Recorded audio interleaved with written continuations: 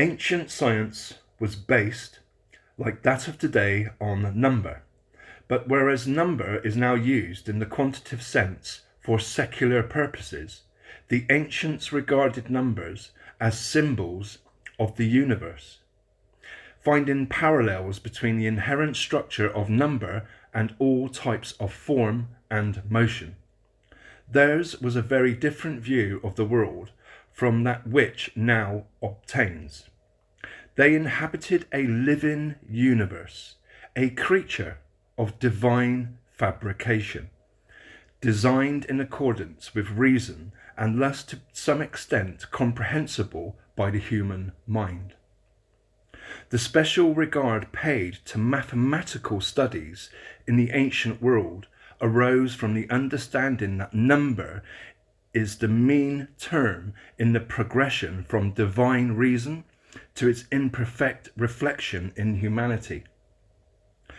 At some very early period, by a process quite beyond explanation, certain groups of numbers were brought together and codified.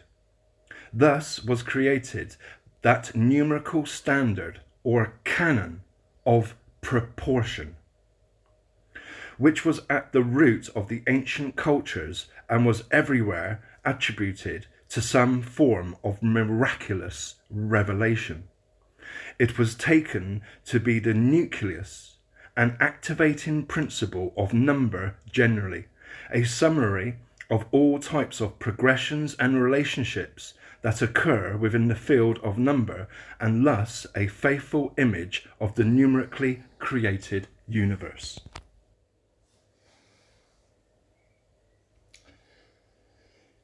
In the known civilizations of antiquity, such as China, Babylon, and Egypt, the canon of number was venerated as a source of all knowledge and a guide to rightful conduct.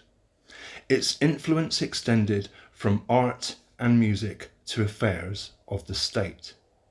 Every branch of science expressed its theories and observations in terms of the same small groups of numbers which were investigated in this video. One numerical code has fashioned the whole of ancient mathematics, music, astronomy, chronology, metrology, and every variety of craft.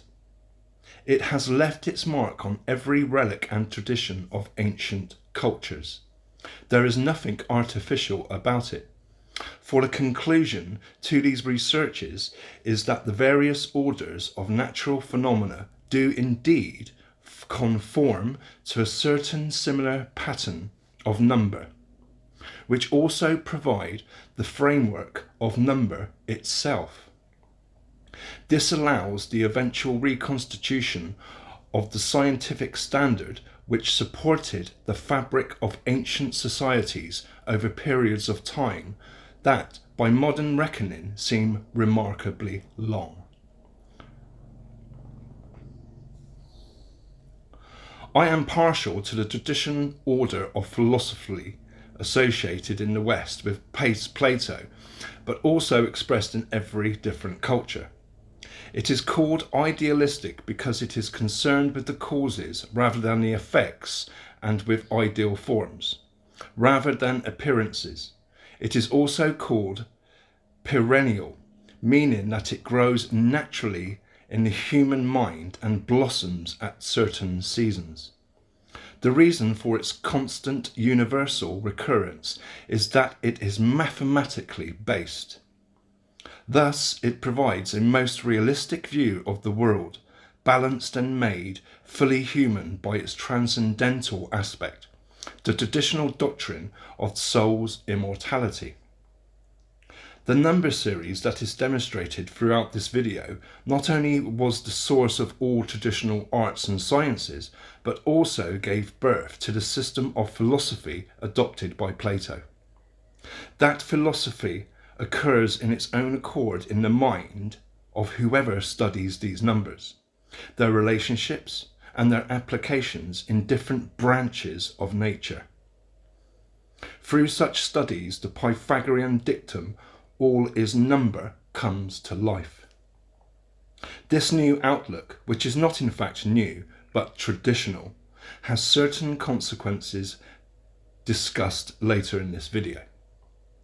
It opens possibilities for the future, when the lack of common humanistic scientific standard in affairs has become even more glaring than it is now. The necessity compels the search for some universal guiding principle.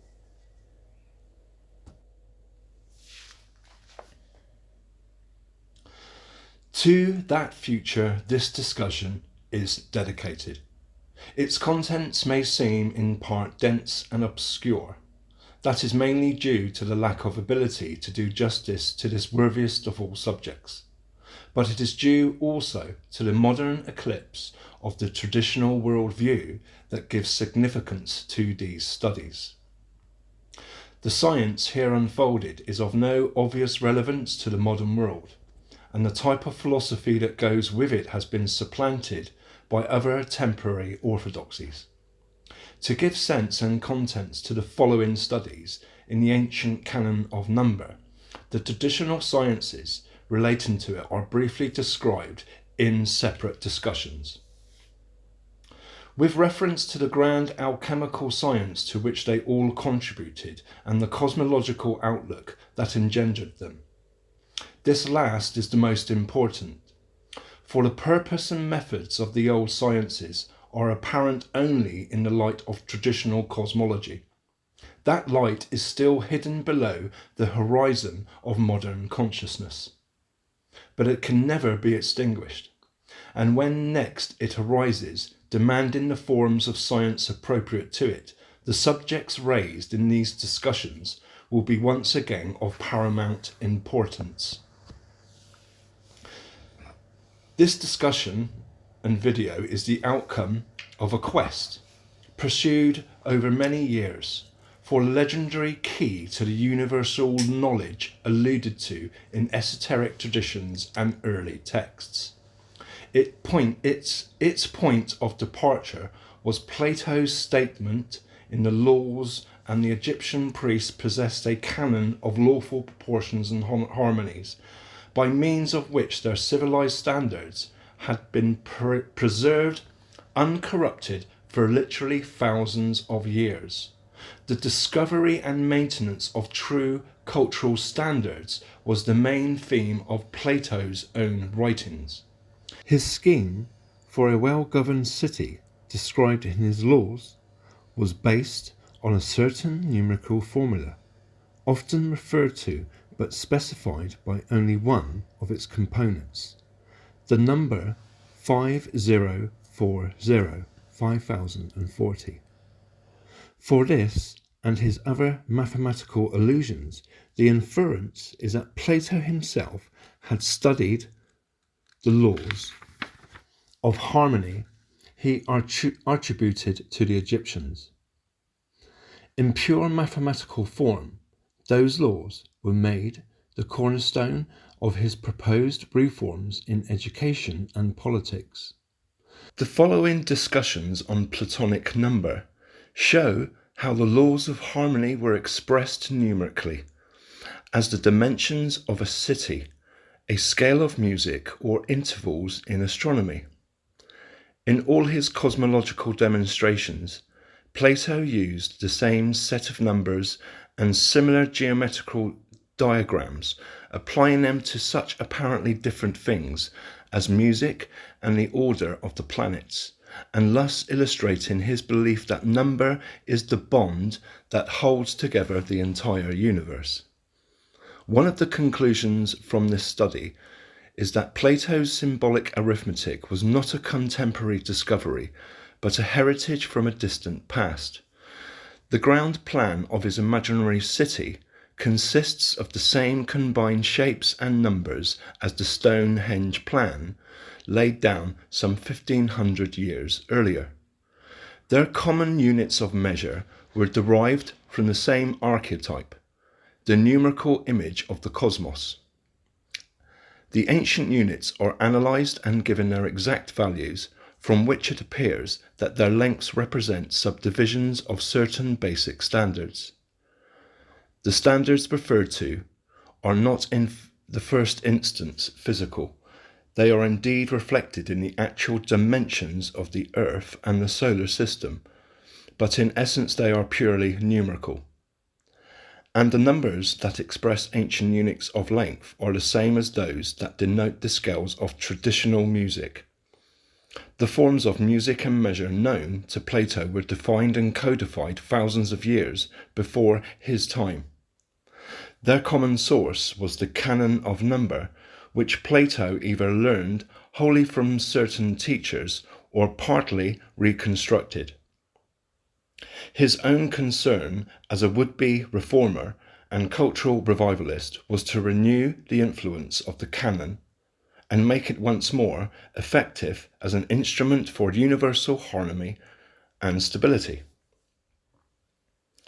It was probably through the mystery schools and select institutions of scholarship and mystical inquiry in classical and early Christian times that the esoteric tradition from which Plato drew on was passed down to the founders of Christianity.